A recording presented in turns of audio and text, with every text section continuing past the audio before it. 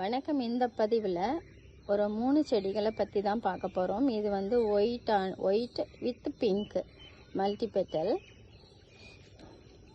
இது black red மெர்ஜான ஒரு colour. நல்லா பெரிய பெட்டாகவே வந்திருக்கு. அவ்வளோ பெருசு இருக்குது.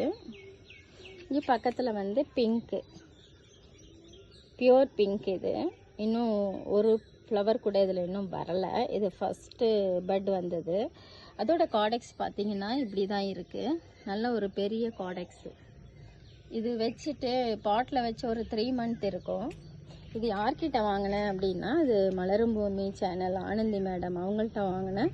இந்த 3 செடிகளும் இன்றைக்கி பார்த்தா நல்லா வளர்ந்துருக்குது.